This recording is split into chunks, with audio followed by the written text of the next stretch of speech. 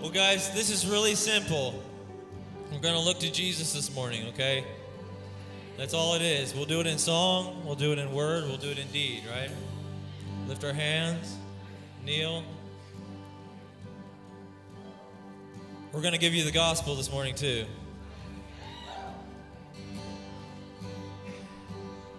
In the darkness we were waiting, without hope, without light, till from heaven you came running. There was mercy in your eyes, to fulfill the law and prophets. To a virgin came the word, from a throne of endless glory to a cradle in the dirt.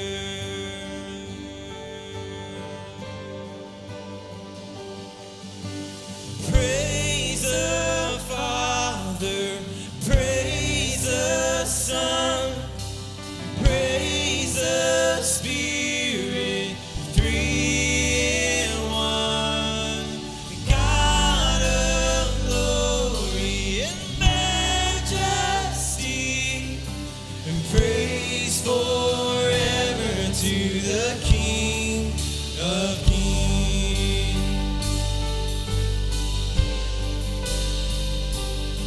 To reveal the kingdom coming, and to reconcile the lost, to redeem the whole creation. You did not despise the cross, for even in your suffering you saw to the other side, knowing this was our salvation. Jesus, for our sake you died.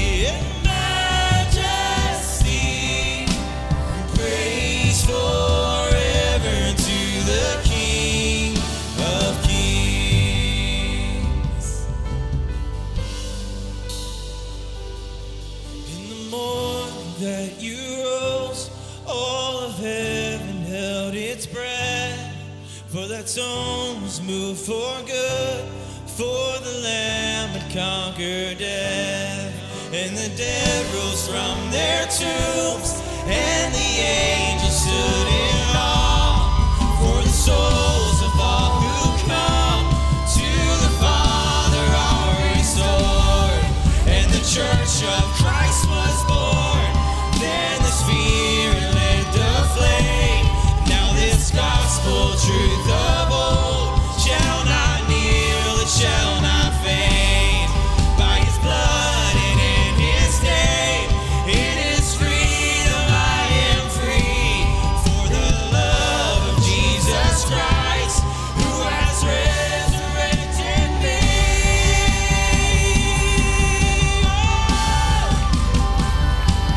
We sing praise the Father, praise the Son, praise the Spirit, three in one.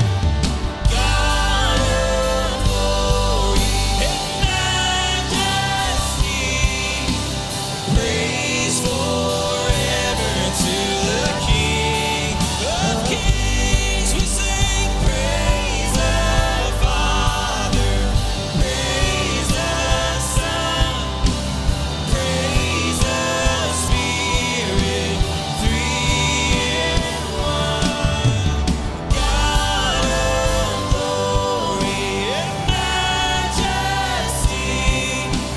praise forever to the King of Kings. We sing praise forever to the King of Kings. We sing praise forever to the King of Kings.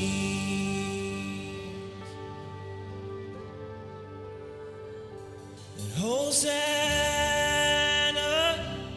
Hosanna.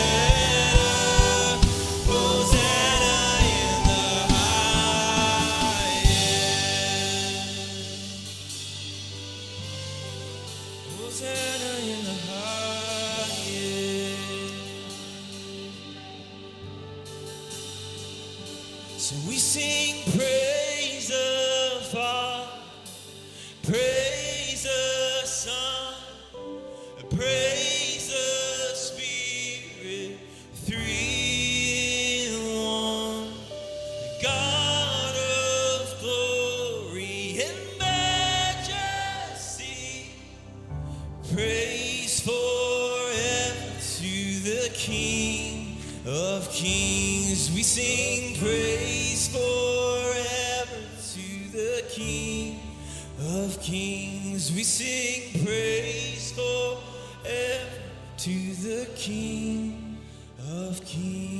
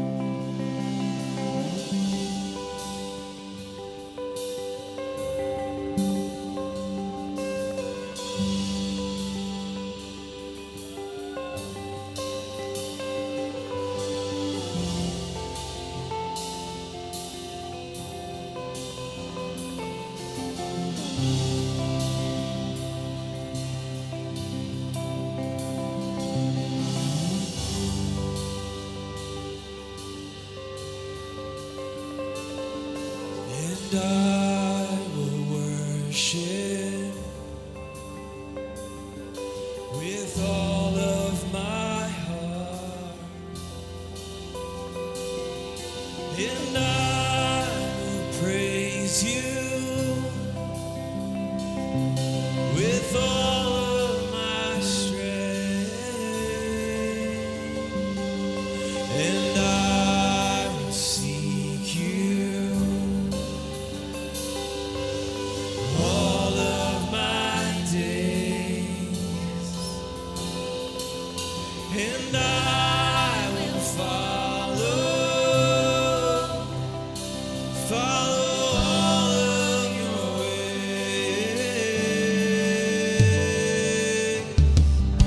and I will give you all my worship. I will give you all my praise. You alone I long to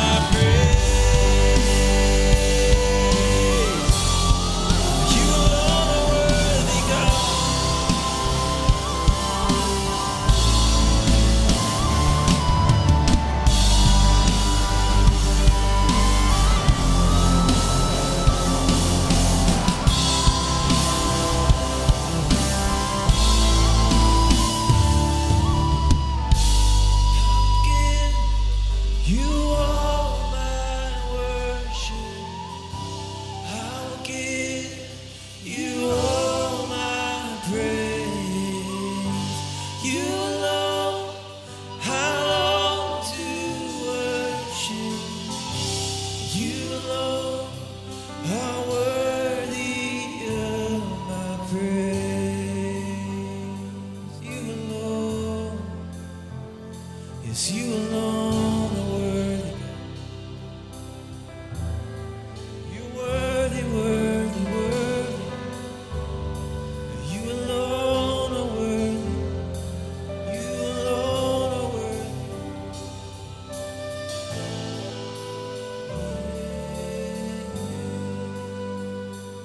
You alone. Yes, you alone. Oh, lift up your voice, sing to Him. A new song, a new song. You alone are worthy, worthy, God, worthy, worthy, worthy. And I will give you all my worth. I will give you all my praise. You alone I want to worship.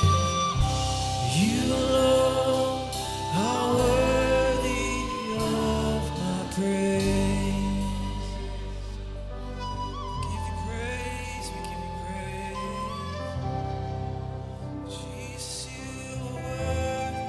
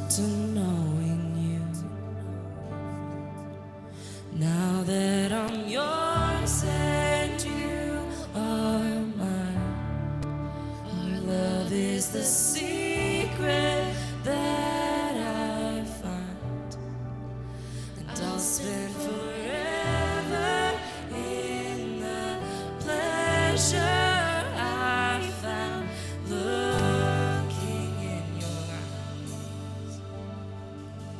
Give me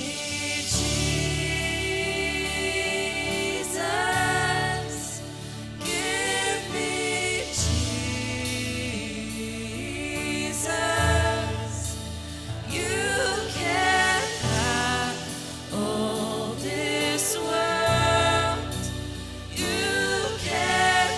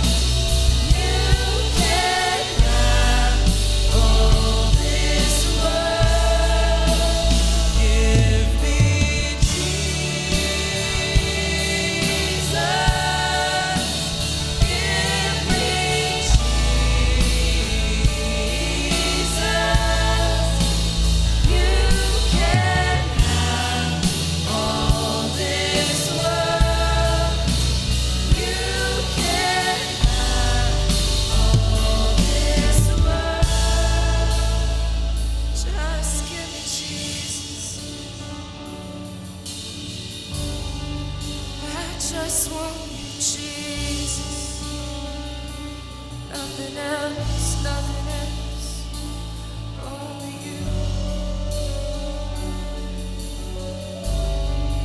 I only want Jesus.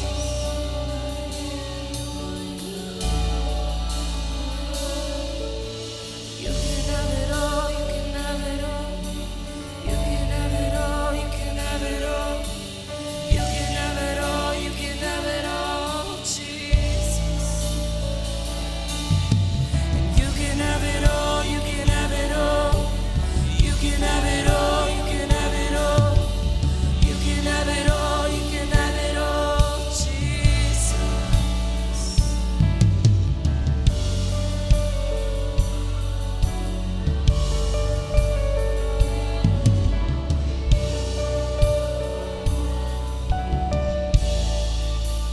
Give me Jesus.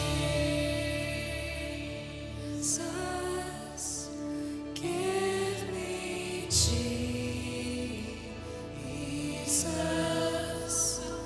You can have all this world.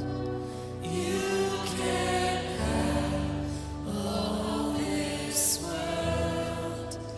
Give me Jesus. Give me Jesus.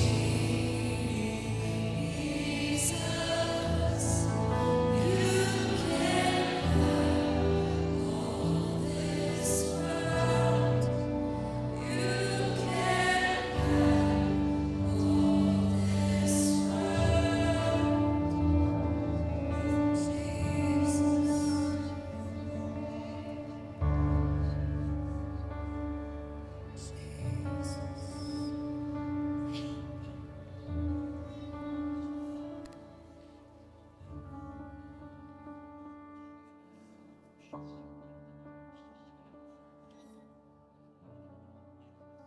When Jesus was in the wilderness, he gets led by the Spirit of God out, and the enemy comes to tempt him. And he comes to Jesus when he feels like Jesus is at his weakest point, because it says, then Jesus, having not eaten for 40 days, became hungry. He doesn't realize that Jesus isn't weak in the way that the enemy thinks. He's actually stronger than he's ever been, because he's just been baptized and anointed with the Spirit of God, and he's just spent 40 days fasting and communing with the Father. But the enemy comes because he sees something in the natural, and he thinks, now's my opportunity. And he comes to Jesus, and he tempts him, and he says, look, you're hungry. You don't have to be hungry. If you're the Son of God, you can just tell these stones to turn to bread. And Jesus says, you don't understand. I don't live by that. I live by the words that proceed from my Father. I think he's trying to tell the enemy, I'm not who you think I am right now. My strength doesn't come from that. I live by the words that proceed from my Father, and I've just spent 40 days alone with him. Like, the enemy doesn't get it, so he's like, oh, well, I'll try something different. He shows him all the kingdoms of the world. Everything that is promised to Jesus. You realize everything that he's showing Jesus, it says the world and the fullness thereof belongs to him. It all belongs to him. It's all his. And for a time, the authority of it had been given over to the enemy, so the enemy has it to offer to him. And he says, I'll give you all of this. You just bow down and worship me. He's telling Jesus, he's saying, listen, you don't have to go through with the plan. You don't have to do the hard stuff, the cross, the abandonment, the taking the sin, the taking the shame. You could skip all that. Just worship me, and I'll give it to you. There's an easier way. You don't have to wait. I can give it to you now. And as we were singing that, you can have all this world, just give me Jesus, I was thinking that, man, I just want to encourage someone's that right now I feel like the enemy is trying to come to you and say, listen, you don't have to wait. You don't have to go through all that hard stuff. You could have it now. just follow my plan, not the Father's. The Father's plan is, it's hard and it's long, and you're going to have to suffer, and you're going to have to endure, and you're going to be tested. You don't have to go that way. Follow my plan.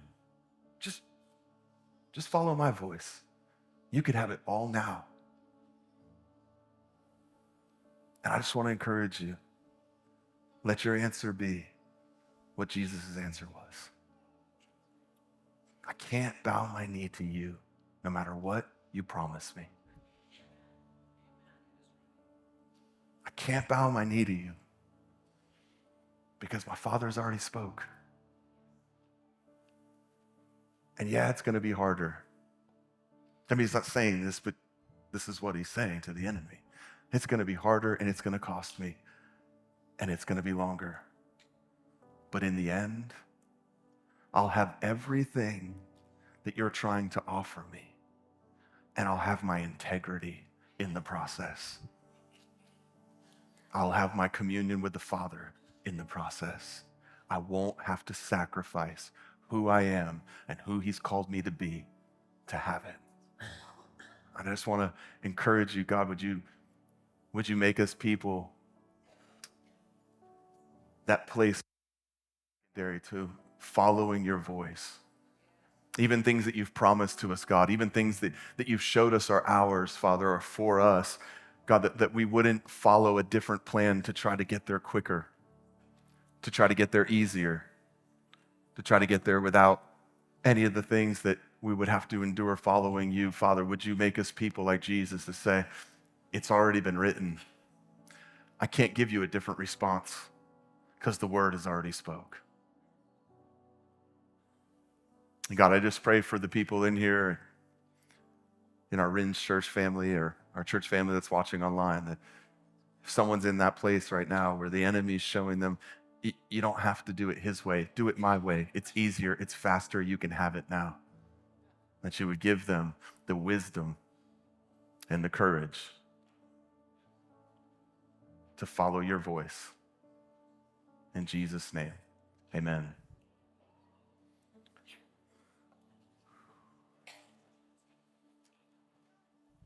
Good morning. If that was for you, then take that and let that speak to you. He's always trying to get us when he feels we're at our weakest. And if he thought that Jesus is the best chance that he had to get Jesus to betray who he was when he was alone and isolated and weak, then I would guess that he thinks his best chance at you is when you're alone, isolated, and weak. For that reason, I'm telling you, never find yourself alone, isolated, and weak unless you're led there by the Spirit. When people go into seasons of hiding and calling it a season of being hidden by the Lord, it better be the Lord. Because if it's not, you're making yourself a target for the enemy, and you're cutting yourself off from one of the defenses that we have, which is the community of the bride and the body of Christ.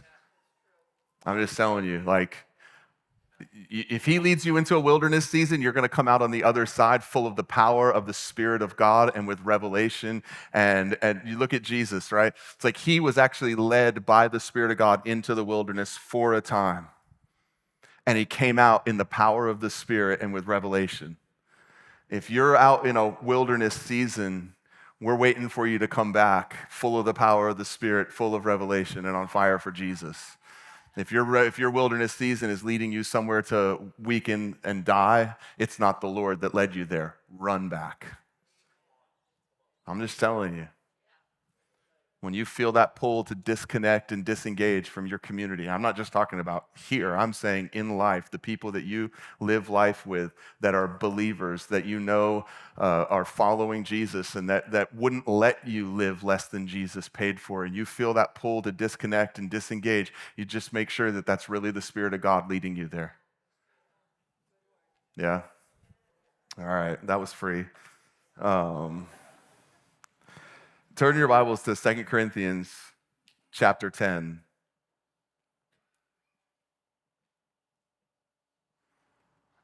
And I want to look at verse 3, 4, and 5, and I really want to focus in on something. I was going to preach the last in the series on Gideon, and I just could not get away from this yesterday. And so I felt like this is where we're supposed to go today. It's a super simple thing, but I think it's a really powerful thing. I guess most of the most powerful things are the most simple things. All right, if it was complicated, I wouldn't get it. I'm thankful that it's simple. It's not always easy, but it's never complicated. Following Jesus isn't always easy. It's not always like, oh yeah, this is so easy, just following Jesus. I mean, in a way it is, because what's the alternative? But when we're following him, sometimes we have to face hard things. Sometimes we have to make hard decisions. Sometimes we have to endure things. Sometimes we have to not give in to things or not do things. Or certain times he may tell you, that's not for you. And you're like, but it's for everybody else. Why not me? They're having so much fun. Yeah, but that's not for you. And then you have to make that choice. Will I follow what I want, or will I follow the one who called me?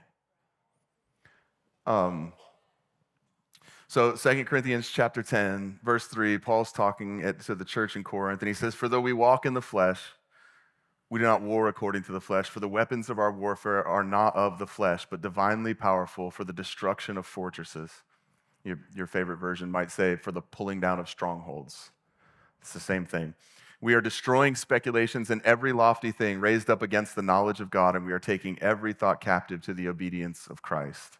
And he goes on to about ready to punish disobedience when your obedience is full. But I wanted to talk about that tearing down of strongholds or destruction of fortresses. And it was just thinking about this and praying about this. And as I was reading yesterday morning, I came across this and it stopped me. And I went back and reread, and I felt like the Lord started speaking. So I did what I do. I pulled my phone out, and I either write notes, or if I'm driving, I voice memo. I have like 160 sermons on my phone right now that are in various stages. You know, it's crazy. They're all a gospel. They're just different flavors. And so I started really just kind of pressing into this and thinking about it. And what I felt like the Lord was showing me, and what I believe Scripture shows us, is all a stronghold is a fortified lie. That's it. It's just a lie that's been believed and then reinforced over and over and over again. That's it. It's not some like big, like don't make more of things than they should be. Like anytime something causes you to be in awe of its power over people rather than in awe of the power of Jesus over it, something's off. When we get more impressed with the problem than we do with the answer, something is off. When we give more glory to the problem than we do to the answer, something's off. You know, I always say this because it's true. If we had less answers, we would have less problems. When we have one answer, it really starts to eliminate a lot of problems. And in the church, we like to glorify things sometimes, and I don't think evilly, but I think we just give things a lot more prestige than they should have. And I feel like Strongholds has been one of those things where it's like, you know, listen, when I say this, this is not like if God calls you to minister that way, but I've seen people just yelling at strongholds to get torn down and come out and all this stuff, and it's like, man, your volume isn't what impresses the enemy, your belief is. You look at Jesus. It was really easy for anyone watching to tell which one had a demon. Because one was foaming at the mouth, flopping around and screaming. The other was Jesus. How long has he been like this? Since he was a youth, it often seizes him and thrashes him around and tries to put him into the fire and drown him in the water. Come out. Why? Because he understands who he is, he believes he has all authority, and so he doesn't need to raise his voice and match the intensity of the enemy. It's very simple. Come out. He either has the authority or he doesn't.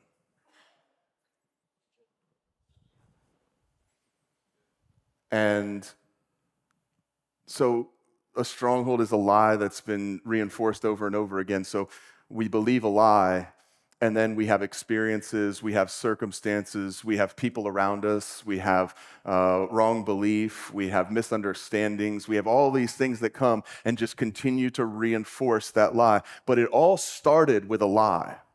The foundation was the lie that we believed. And here's something you have to realize. In order to be deceived, deception has to have a place to land.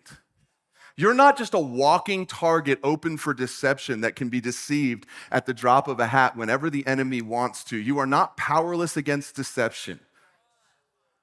You're not a deception magnet, and it's like, oh man, I just hope I'm not deceived. It's like, well, you could hope you're not deceived, or you could follow Jesus and be led by his Spirit and yielded to him, and you won't be deceived. But if you're walking in deception, it's because there was some place that deception had to land, and there was a foundation for that deception to be built upon. And at the bottom of that foundation, every time, there's a lie. There's a belief that isn't true. And it gave those little bricks, like when you start building a house, the very first thing you do is you either use concrete forms, for those of you that aren't in construction here, which is like 8% of the church, especially in Ringe, that's like 9% here and 8% there. We have a lot of business owners and entrepreneurs here that are in the real estate and construction world. But everyone knows when you're building a house, the very first thing you have to do is get the foundation in. So you either excavate dirt until you hit solid ground, however deep you have to go, or if you're already on top of solid ground, you form on the top of the ground, and then you pour concrete. And now, when you come in with brick or stone or whatever you're building with, there's a solid foundation that can sit on. There's some place for those bricks to sit. There's some place for those stones to be set. And this is what, like, when it talks about high and lofty things and it talks about fortresses, we picture this huge fortress. And the truth is like, it didn't get huge in one day. It started out as a small thing. It started out as a foundational thing. It was a lie that was believed somehow, either because somebody lied to you, either because you believed something that wasn't true, or maybe there was something in you that wanted something to be true and you overlooked truth in your pursuit of what you wanted. Come on, we are oftentimes willing participants in our own deception. James talks about this. He says, where there's selfish ambition, there is every kind of evil. When you're selfishly ambitious, you are wide open to being deceived because you will latch on to anything that affirms the selfish ambition and that is inside of you. I'm just telling you, like this is not to victim shame, but I'm saying if you've been deceived, you have to check your heart and say, why was I so easily deceived? What was in me that allowed that deception to have such a loud and easy voice in my life? And so when you're building, you get the foundation in, and you got to make sure that the foundation is right. You have to make sure it's level. You have to make sure it's on solid ground, because everything that's built is going to be bearing its weight on that foundation. And if that foundation is off, if that foundation is out of level, the higher it gets, the worse it gets. You could look at a wall when you first lay the first floor base plate down, the bottom of the wall, the 2x4, 2x6, 2x8, whatever you're using to frame, and you could lay that on the foundation, and if you step back and you looked at that wall, you wouldn't really be able to tell it was out of level if it was only off by an inch and 12 feet. You could look at that wall when it's just the base plate, and you wouldn't be able to see it. But you start stacking studs and a top plate, and now you start going, something's not quite right. Build another story on top of it. Build another story on top of it. And pretty soon you're terrified to stand on the leaning side of it because it's going to fall over in your mind. That's what happens. That's why it's so important that our lives are built on truth.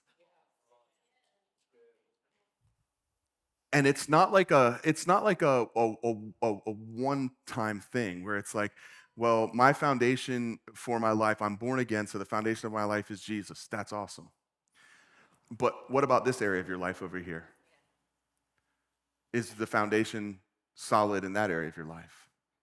What about this area of my life? Is the gospel what this area of my life is built on?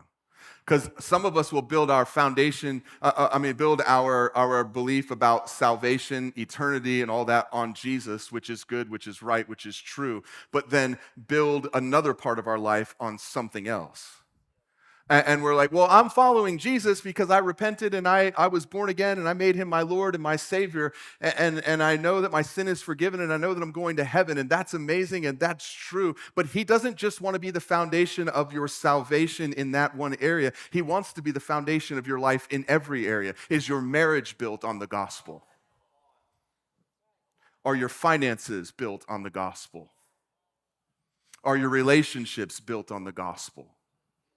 Or do you have a solid foundation here and a wonky one there and a sort of wonky one here and that one over there we won't even talk about? Like the Lord challenges me with this stuff because it's like, man, if I want to say you can have all this world but give me Jesus, then I have to say you can have everything that's not him because I only want him. And that goes for every part of my life. It's not just the one part. It's not just the part that people see. Every area of my life. And I was just thinking, he talks about that the weapons that we have are for the tearing down of strongholds or the destruction of fortresses. And I wrote that down. I wrote, every lofty or high thing doesn't become a high thing in a day. It started on a day. There was a day that it started. There was a day that deception came in, that lie was believed, that hurt and offense was allowed to have root and have a place in the core of who we are, to find its way into our heart. And that might have been when it began, but it didn't get built high in a day. It got built high year after year after year, brick after brick after brick after brick. But here's the crazy thing about it. And I was asking the Lord, I'm like, I need a way to explain how this works, because you see it in your own life, you see it in other people's lives, where it's like, yeah, but I mean, like that thing got huge. How did that many bricks get attached there? And this morning I was praying into that, and he showed me a stream. How many of you ever seen a natural dam in a stream? Like a log pile, stick, trash, everything else, right? That stream was running crystal clear until one day a stick came floating down and it found a foothold, a place to lodge, a place to get stuck. It had traveled who knows how far down that stream, and it would have kept going down that stream and eventually ended up somewhere being deposited. But on this day, that stick that was floating down the stream, it didn't attach there, it didn't attach there, it didn't get caught there, it didn't get caught there. But all of a sudden, for some reason, there was a stone sticking up. The water level was a little bit low maybe, and the stone was sticking up a little bit higher, and that first stick lodged itself. And now all of a sudden, there's a stick there where there once was a clear river. And then the next thing that comes down floats by it, but the next thing that comes down hits it and gets tangled in it. And now you've got two sticks where it used to be a clear, clean stream. And now the next thing that comes down gets caught and tangled, and the next, and the next, and the next. And pretty soon it's jammed, and everything that comes down the stream gets caught there. And now all of a sudden the water starts to become stagnant behind it. And it collects trash, and it collects junk. You look and you're like, I didn't even know there was that much stuff in this river. No, that's because when a river's flowing like it's supposed to, that stuff doesn't build up, it gets washed. You don't see it. You could walk further upstream and you would say, this is a clean river. You could walk to that spot and you'd be like, this is a filthy river. What's the difference? One place had something that attracted everything else, and it became this entanglement over time as everything that came down the river suddenly began to stick in that one place. And when we have a stronghold in our life, when we have a fortress, a place that allows the enemy access and a voice into our life, every single thing eventually will become something that reinforces that stronghold. You'll see it everywhere you look. All right, hold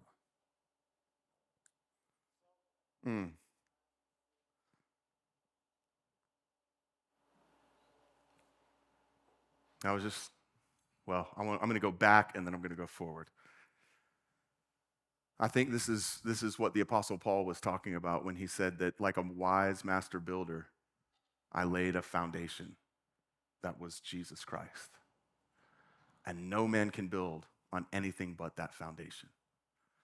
What was he saying? Saying, guys, listen, all I did when I was there was make sure that your foundation was right and that it was built on the gospel of Jesus Christ. Because from there, other people can come and build. But I'm telling you, if that's not right, nothing will be right. And I also think this is what Paul was talking about when he said, don't give the enemy a foothold. Don't give the enemy a footing, because once there's a footing in your life, then something can be built upon that. Then brick by brick, stone by stone, that fortress can get made bigger and more strong and more massive and have more voice and have more place. And I see it and I'm like, God, I don't want to have any place in my life for anything but the gospel of Jesus. I don't want to have a landing strip for deception. I don't want to have a landing strip for offense. I don't want to have a landing strip for anything that makes me live less than Jesus died for me to live. Because if truth makes me free, lies make me bound. If the truth sets me free, then lies bind me up. I don't want to be bound. I don't want to be mastered. I don't want to be stuck and entangled. I don't want to be a landing strip for everything that happens, for me to have a place in my heart for that to come. I don't want to live that way. I want to be free. I want the same stick that got caught down there floats right through my life. There's no attachment to me. There's no place for it to get stuck. There's no place for it to accumulate. There's no place for it to grab onto the next thing and the next thing and the next thing, and then pretty soon I'm stagnant. I want that stuff to just flow right on through. In one ear, out the other. Well, did you hear what they said? I don't care what they said if it wasn't true. But they said this about you. That's okay. If they knew who they were, they would be able to see who I am. The fact that they're saying that means they're lost. That's not me. I'm not taking that. And I'm certainly not going to become hurt and offended by that and become the product of what they said or didn't say to me when I hear and see what Jesus said and did for me. Why would I give that more authority than him? Why would I allow someone's brokenness to have more influence over who I am than the one who became broken on my behalf and resurrected me into wholeness of life? All right.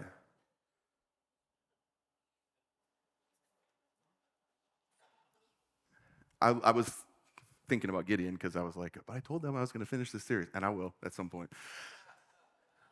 I did say I think. It's like me doing this. I think, but I was thinking about Gideon, and I was thinking about the stronghold in his life. I'm weak. I'm from the weakest tribe. He's believed this lie that he is the product of the family that he comes from. I'm the smallest, and my family is the smallest. In other words, I don't know that I can be who you say that I am because the family I come from. And you hear this when you talk to people. Well, this just runs in my family. Well, maybe, but it doesn't have to. For one, you have a new family. You have a new father. You have a new bloodline. You are now a brother or a sister of Jesus. This is why I've talked about this before, but every time I get around this subject, I feel like I need to repeat it for people who haven't heard it. I can't stand when we minister to people who are born again that they're under generational curses.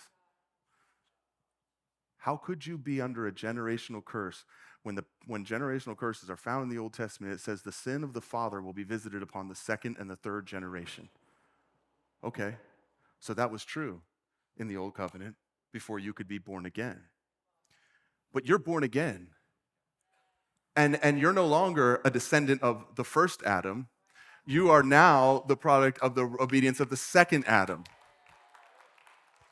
And I think Jesus knew that we would be tempted to go that route. So he made sure to let us know, call no earthly man your father, for you have one who is your father, and he is in heaven.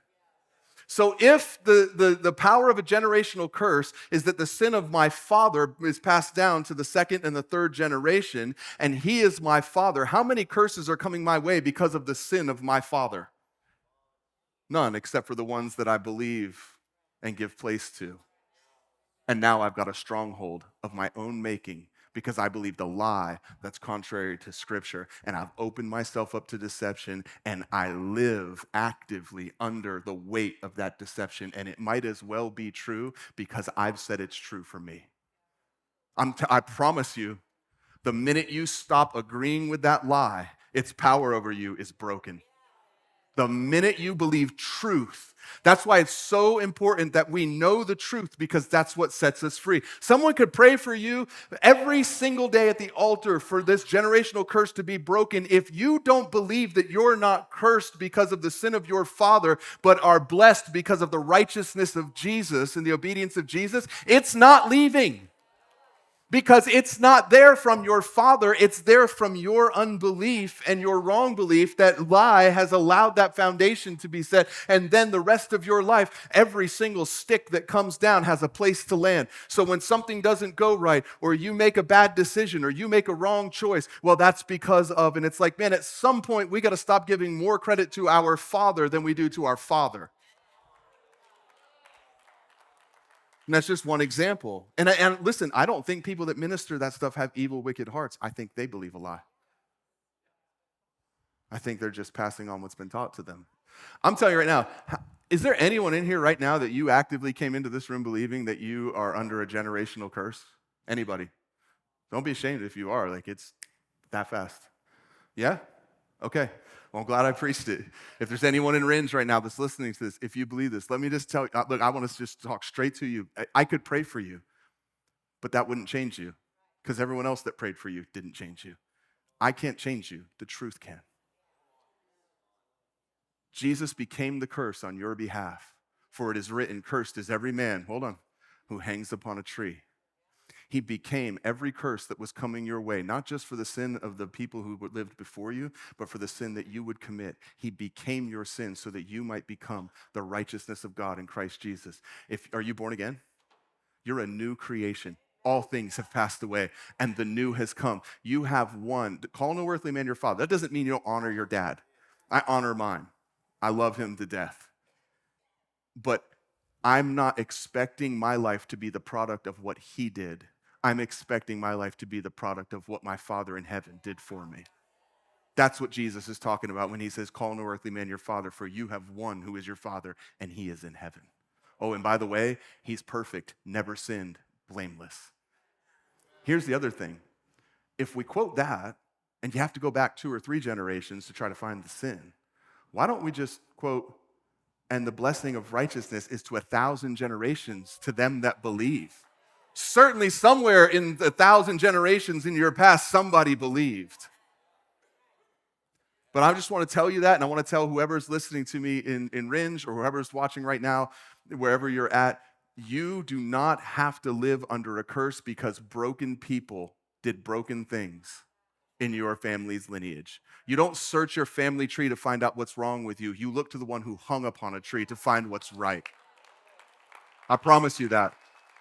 And listen, you might have seen things might have been modeled. It might have been easier for you to fall into certain patterns because of what you were taught and what you were exposed to, and all that stuff's real. I'm just telling you, the answer isn't to try to go back and figure out what someone else did that made you wrong. The answer is to look to the one who gave his life for you to be free. And who he sets free is free indeed. Come on, that's the truth.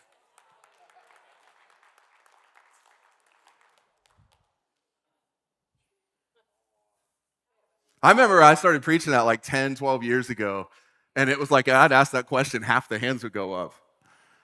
Because, man, that stuff was prevalent. But you know what? The gospel is prevalent. The gospel is being preached. I promise you, truth is coming. And again, if somebody ministered that stuff to you, there's no animosity towards that. They just were giving the best that they knew. But what we can't do is continue in error when we see the truth. We're responsible, to live in the truth when the truth comes. We walk in the light as he is in the light.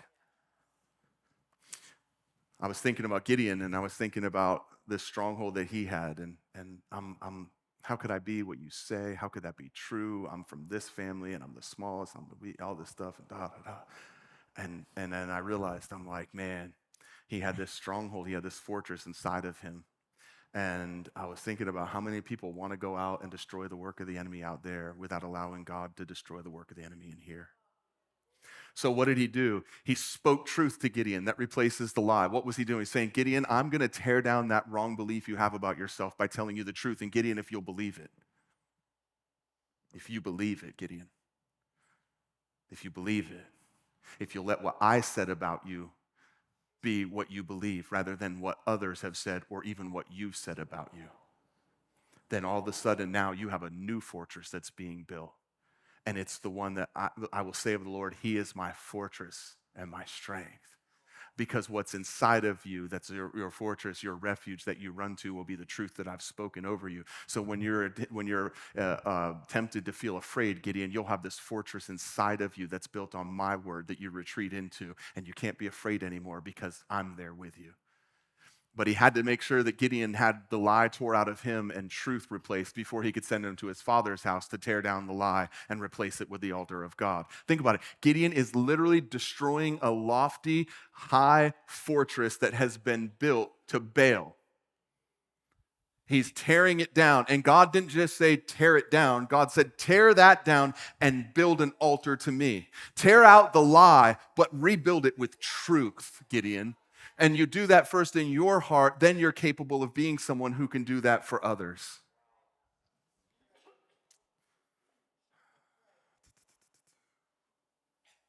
So I was thinking about how this happens practically, and I was thinking about, like, I just want to give you a practical example of how one lie can lay a foundation that many bricks can be set on. And it's crazy how it happens. Like, literally, some of the things that when you're talking to people or that you've believed, you're like, how did I, like, when you're out of it, you look back and you're like, how could I have heard this said and believed that? Like, you literally are like, you don't even understand yourself. But when you're in it, when that lie is there, when that stronghold is there, it becomes the lens that you see, view, and hear and feel everything through. So, like, if someone struggles with insecurity, like, I'm not enough, or I'm overlooked, and they believe that lie because their identity isn't found in Jesus Christ. Their identity isn't found in the fact that God thought that they were worth the blood of his son, Jesus Christ, and that he willingly paid Jesus' life in exchange for mine. If that's not the core of what I believe about my value and my worth, and I start to believe I'm not worthy, I'm not good enough, I don't measure up, I'm overlooked, and I'm insecure, all of a sudden, because that foundation is there, there's a place for all these different bricks to get settled. There's a place for them to land. It's like that's the stick that allows the other sticks to stick to it. And pretty soon the dam gets built up and everything gets stagnant. So it's like you know, when you're living that way and you get around someone confident, all of a sudden they're arrogant. They're arrogant because they are confident and I'm insecure, but I don't realize that because of my insecurity, I'm seeing their genuine confidence as something that's a problem. And it's like they're arrogant. They think they're better than me. Like, literally, people will tell you that, oh, you think you're better than me. It's like, why would you ever say that? What have I ever done that makes you think that I think I'm better than you? I don't think I'm better than you. I think we're all the same in the eyes of God. Every valley high, every mountain low, like the blood of Jesus made us all equal. There's nothing there's nothing in my heart. And I don't think I've ever said that. Well, yeah, but I can just tell you think you're better than me. No. You think you're worse than me because you're insecure. And so now, rather than dealing with your insecurity, you have to find something wrong with the person that makes you feel that way. And it's crazy how that happens. Oh, yeah, they just think they're better than everyone. No, you think they're better than you because you're not confident in who he's made you to be. And so you judge them out of your own projection because of the stronghold and the lie of insecurity in your life. Someone succeeds. Oh, yeah, but they must be doing something wrong. They must be cheating somehow. Because anybody that succeeds where I've failed must be doing something wrong because I do everything right. And if I didn't get the result they got, well, then obviously there's something wrong with what they're doing. It couldn't be me. They must be doing something wrong. Maybe not. Maybe you attacked their character because you feel inferior, and the only way that you could feel better about yourself was to find what was wrong with them. It happens. Meanwhile, you have no idea they think that. You were just sharing a testimony, a praise report, something that God did. And you walked away and they're like, well, I'll tell you right now. It happens. Another brick in the wall. Someone gets blessed. Well, they got that because I didn't. Because I'm overlooked and I'm inferior, that means that anything anyone else gets came at my expense. They obviously got that because I didn't, because that nothing ever goes right for me, because I'm always overlooked, because I never get favor, because, and you have a belief system that attracts that stuff, and you see it everywhere you look. It's like no one has ever been blessed by God at anyone's expense but God's. The faster we learn that, the more content we'll become. It's not pie. He's not in heaven with a limited amount, and what he gives to one person depletes his ability to do for another. He has plenty, I promise. Nobody ever got at your expense. Everybody always got at Jesus's. How about this? You overhear someone compliment somebody on something you were a part of. Man, that was amazing. You did such a good job with that. They don't think I did a good job. No, they just felt like they should tell that person, or they just recognized that person as someone who was involved with it. Maybe they didn't see you. Maybe they didn't know you were involved. And why do you need them to know that you were involved anyway? I thought you were doing this for the Lord. Well, after everything I've done, you would think, well, you've just proved why you've done everything you've done, because you feel that they owe you now. So was that really you laying your gifting down and your life down and sacrificing, or was that you performing a service to where there's a debt owed afterwards? Like, that's how skewed our lens can get and our vision can get and our hearing can get, that we could hear someone say, it's like someone saying, like, you know, man, I just love mangoes. Why do you hate oranges? It's like, I can't believe you hate oranges. I never said I hate oranges. Well, you said you like mangoes. You didn't say you like oranges. It's like, holy smokes. Simmer down. Maybe I just really love mangoes, so I said I love mangoes. Maybe tomorrow, if I ate an orange in the morning, it was really good, I might say I like oranges, but me saying I like mangoes doesn't mean I hate oranges. Me telling them they did a good job doesn't mean I don't think you did. But this is what happens. When that foundation is there, it's a landing strip with lights and flagmen guiding that stuff in, saying, come on in. The air traffic controller, the enemy, speaking constantly from his little fortified position that you've given him in your life, and constantly pointing out every single thing so that you notice every little thing the wrong way, so that you continue to build that fortress, you continue to build that stronghold, and then all you know is how to hear and how to see through that lens, that stronghold. And none of it's true. None of it. It's all because a lie got in, was allowed to stay, and became a foundational place for a fortress to be built upon. Stone after stone, brick by brick. And you know what's crazy? The enemy will send contractors along to help build your wall. Now, he will. Just look at Elijah. Think about it.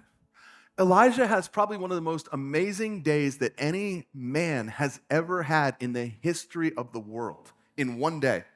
Like, if we did one of the things that Elijah did in our whole life, we would write a book about it and have speaking fees and green room riders and everything else too. We'd write a book. If you supernaturally raced a chariot down a mountain and beat it, you'd write a book. You'd at least make a YouTube video. If you called down fire to consume a wet altar, you'd write a book. Even if you didn't want to, people would want you to, because everybody would want the formula, because everybody would want to do the thing that you did. But nobody would want to do the thing you did that got to that point. Everybody would want to know the magic spell, what words you have to say in that moment that caused the thing that everybody saw without realizing it was all the things that everybody didn't see that put you in the position to say that in faith and God honor it.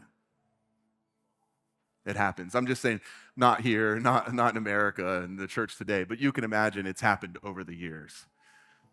If you destroyed 400 prophets of Baal in a day, you'd write a book. If you prophesied that the drought that you prophesied was going to happen was coming to an end, and it happened. Like if you did any one of those things, that would be like a life pinnacle, like seminal point in your life, and he does every one of those things in one day. And yet he has this belief in him that I'm the only one, and I'm no better than my fathers. Because Jezebel speaks and says, basically, within 24 hours, I'm going to have you killed. Within 24 hours, it will be done to you as you did to the prophets. And he hears her threat. You would think after all of that stuff happening, if he heard that, he'd be like, you would think it would just wash right down the river. You'd think that stick would still be floating. But there was a snag. There was a place for it to land. And it was the lie. I'm the only one left, and I'm no better than my fathers. This is what happens to my family, and it's happening to me again. And he runs, and he lays down under a bush and wants to die.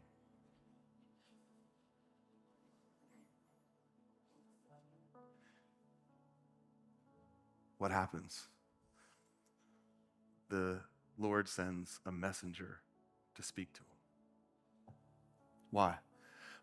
Why didn't God just anoint Elijah in that moment? I mean, honestly, just think about God's response in this moment. I'm not saying there's not times where he anoints people, but when someone has a problem with believing a lie that's hindering them from walking in the life he called them to, his answer isn't to anoint them and make them an anointed, dysfunctional person with a stronghold. That's not what he did. No. He sent a messenger to him to dig out the lie and tell him the truth so that he would stop believing the lie, so that from this point on, that lie will never have a voice again, so that the next stick that comes floating down the river doesn't have a place to lodge anymore. The stream's flowing once again. The water's no longer stagnant. Every piece of trash coming down isn't collecting there and becoming part of his story. So he sends it to him, and the Lord says, not, Elijah, I anointed you. Or Elijah, Shandalahaya, get up. He doesn't do that. I'm not saying there's not a place for that kind of stuff. I'm saying that's not what he does when someone is believing a lie that's causing them to lay down and want to die under the threat of the enemy. He says, Elijah, I've reserved for myself a bunch of prophets. Haven't you heard? What's he saying? Elijah, if you keep believing that lie, you're going to keep believing the threats. You're going to let everything that comes be like another stick in the pile. And you don't need someone to come and pray for you right now, Elijah. You need to believe truth. You need to hear me speak, and you need to believe truth. And if you believe it, Elijah, it will change your life. And you'll run and not grow weary. You'll walk and you won't faint. He says, Elijah, here's the problem. He doesn't say, don't worry about Jezebel. Why? He's not even concerned with the enemy, because the enemy isn't the problem. The enemy's always going to speak. If his answer is to shut Jezebel up, well, there's going to be another Jezebel. If the answer is to cut that person out, there's always going to be another person. Well, they said something to me that I didn't like, so and it's like, okay, well then what happens the next time someone says something you don't like? Maybe you should fix what's in you and let him deal with that, so that the next time somebody says something you don't like, your response looks more like Jesus than Elijah. Just go run away underneath a little hill. Hide under a tree. God's like, I didn't create you for you to hide under trees and wish that you were dead, Elijah. I created you to speak the words that I give you to speak and to do what I created you to do. So I'm not going to just shut Jezebel up because there'll always be another Jezebel.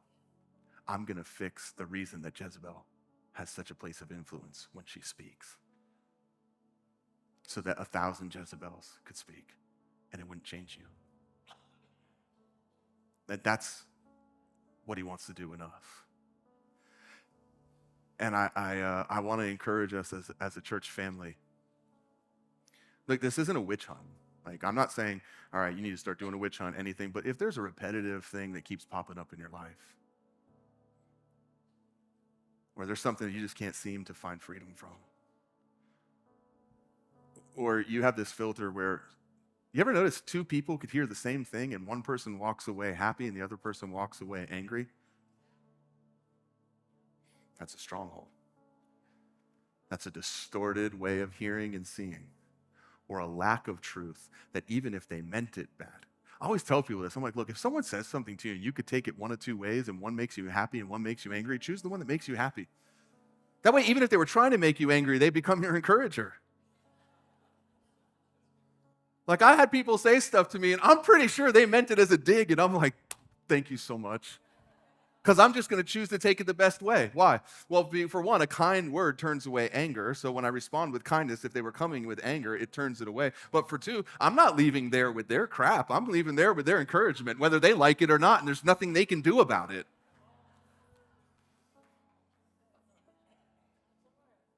I'm sorry, Mom, I said that word again in church. I tried to explain to her, Paul used an even worse word when he talked about his righteousness being as dung. She wasn't going for it. I haven't said it since then until just now, and I'm sorry.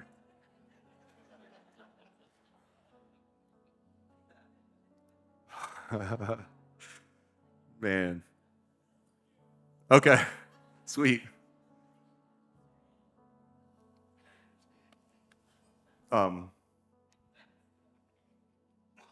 Let's see. Oh, we got so much time.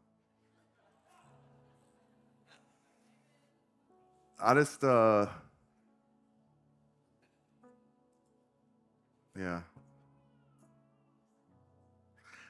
I think specifically I just want to speak to some people that you've said, well, this runs in my family. I'm not saying you think it's a generational curse. I think that you just are okay or almost feel like it's inevitable for certain things to happen because it runs in my family. Well, divorce runs in my family. No, divorce ran in your family until it got to you. At some point, someone has to live redeemed. At some point, someone has to say, not in my family. I can't change what has happened, but I can surely change what happens next. And I can start a new in my family saying that looks like Jesus rather than looks like hell.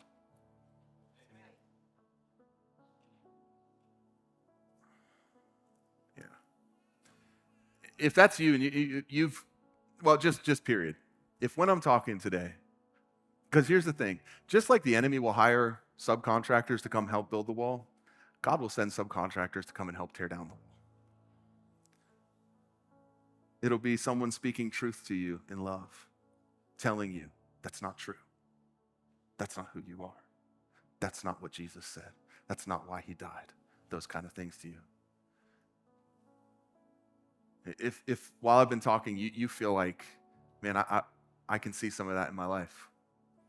I'm always overlooked.